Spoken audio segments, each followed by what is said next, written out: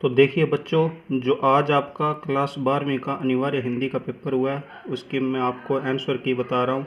आप नोट करना और साथ में मिलान करना कि आपके कितने परसेंट ठीक हो रहे हैं और कितने गलत हो रहे हैं। तो इसमें देखिए प्रश्न संख्या 1 में पहला प्रश्न आया है, निम्नलिखित अपठित गद्यांश को ध्यानपूर्वक पढ़कर दिए गए वस्तुनिष्ठ प्रश्नों के उत्तर अपनी उत्तर पुस्तिका में लिखिए। तो इसमें देखिए पहले गद्यांश दिया है, उसके बाद में आपसे कुछ प्रश्न पूछे गए हैं। तो इसमें देखिए पहले का जो पहला है उसका में क्या पूछा गया, तो देखिए भगवान बुद्ध को बुद्धत्व जिस वृक्ष के नीचे प्राप्त हुआ वो कौन सा वृक्ष था, तो इसमें हो जाएगा अश्वत्थ। दूसरा प्रश्न देखोगे, बसंत का अग्रदूत किसे कहा गया, तो इसका हो जाएगा आम का बोर। उसके बाद में तीसरा प्रश्न देखो, श्रीमद् भगवत गीता में भगवान की विभूतियों में माना गया, इसका हो जाएगा अश्वत्थ को। उसके बाद में आप चौथा प्रश्न देखोगे, निम्नलिखित में से नदी का पर्यायवाची है, इसका हो जाएगा सरिता। उसके बाद में देखोगे आप उपयुक्त गद्यांश का उपयुक्त शीर्षक, इसका हो जाएगा भारतीय संस्कृति। उसके बाद में जंगम शब्द का विलोम शब्द पूछा गया है, इसका हो जाएगा स्थावर। और आगे दिया गया निम्नलिखित पद्यांश को ध्यानपूर्वक पढ़कर दिए गए प्रश्नों को उत्तर दीजिए, तो इसका हो जाएगा सातवां प्रश्न हो जाएगा, कवि ने भूलोक का गौरव किसे बताया गया, इसका हो जाएगा भारतवर्ष को। इसका दूसरा देखिए, निम्न में से नर सृष्टि का सर्वप्रथम विस्तार किया, इसका हो जाएगा विधि ने। उसके बाद में नूतम का विलोम शब्द, इसका पुरातन हो जाएगा। उसका निम्न में से भारत की श्रेष्ठता प्रतिलक्षित होती है, इसका हो जाएगा ऋषि भूमि और भवभूति भंडार से।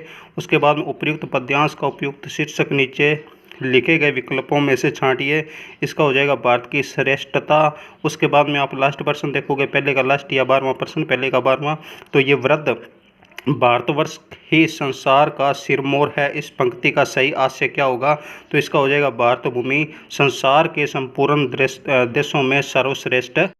उसके बाद में आप दूसरा प्रश्न देखोगे, निम्नलिखित रिक्त स्थानों की पूर्ति कीजिए। तो इसमें पहला रिक्त स्थान है, हिंदी व्याकरण को मोटे तौर पर 3 वर्गों में विभाजित किया गया है। उसके बाद में दूसरा प्रश्न देखोगे, इसका भाषा को शुद्ध लिखने व बोलने संबंधी जानकारी देने वाले शास्त्र को व्याकरण कहा जाता है। उसके बाद में इसका तीसरा देखोगे, लक्षित पुस्तक पढ़ रहा है, वाक्य में अभिधा शब्द शक्ति है। उसके बाद में आप देखोगे, जब किसी शब्द के मुख्यार्थ में बाधा हो या फिर अभिधा से अभिष्ट अर्थ का बोध न हो तो वहाँ लक्षण शब्द शक्ति होती है, ये हो जाएगा इसका। तो उसके बाद में 5वां देखोगे, जब कोई शब्द अपने एक से अधिक अर्थ प्रकट करे तो उस शब्द के कारण वहाँ श्लेष अलंकार होता है।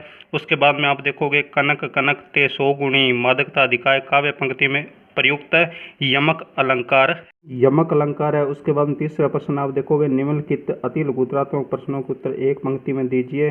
तो इसमें देखोगे आप तीसरे का पहला प्रश्न, निम्न पारिभाषिक शब्दों के अर्थ लिखिए। तो इसमें पहला हो जाएगा, पहले का ए हो जाएगा परिसर, पहले का बी हो जाएगा त्रैमासिक। उसके बाद में आप दूसरा प्रश्न देखोगे, अनुभाग शब्द के लिए पारिभाषिक शब्द लिखिए, तो इसका हो जाएगा सेक्शन।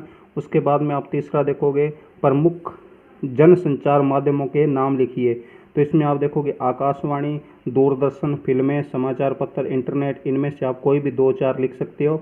उसके बाद में आप चौथा प्रश्न देखोगे, अरे ये वेडिंग एनिवर्सरी वगैरह सब गोरे साहबों के चौंचले हैं, यह शब्द किसने कहे, तो इसका हो जाएगा यशोधर जी बाबू। लेखक सौंदर्यलेकर मास्टर के किस प्रकार नज़दीक पहुंच गया, तो इसका उत्तर हो जाएगा मराठी शिक्षक लेखक को पढ़ने के लिए काव्य संग्रह भी देते थे और उन कवियों के संस्मरण भी सुनाया करते थे, इसलिए लेखक मास्टर जी के करीब पहुंच गया। उसके बाद में आगे वाला प्रश्न देखोगे, कौन से 2 शहर दुनिया के पुराने नियोजित शहर माने जाते हैं, तो इसका हो जाएगा मोहनजोदड़ो व हड़प्पा। उसके बाद में आप देखोगे, मोहनजोदड़ो की खुदाई अब क्यों बंद कर दी गई, तो इसका उत्तर हो जाएगा क्योंकि सिंधु के रिसाव के कारण, तट व दलदल होने के कारण मोहनजोदड़ो की खुदाई बंद कर दी गई है। अगला प्रश्न देखिए, मौत के खिलाफ मनुष्य नाम की किताब में लेखक ने क्या पढ़ा था, तो इसमें इसका उत्तर देखोगे, आमतौर पर युद्ध में लड़ने वाले वीर को जितनी यंत्रणा, पीड़ा और बीमारी से गुजरना पड़ता है उससे कहीं अधिक तकलीफ स्त्री को संतान को जन्म देते समय झेलनी पड़ती है। औरतों की आंखें किन किन ताकतों ने खोली है, तो इसका उत्तर हो जाएगा शिक्षा, काम और प्रगति ने। आगे वाला प्रश्न देखोगे, निशा निमंत्रण के गीत में कवि ने किस काव्यात्मक चित्रण की कोशिश की है, तो इसका उत्तर हो जाएगा कवि प्रकृति की दैनिक परिवर्तनशीलता के संदर्भ में प्राणी वर्ग के धड़कते हृदय को सुनने की काव्यात्मक कोशिश व्यक्त की है। आगे वाला प्रश्न आप देखोगे 11वां प्रश्न है, महादेवी के प्रति अनमोल आत्मीयता से युक्त भगतिन के बहाने क्या संदेश दिया गया है?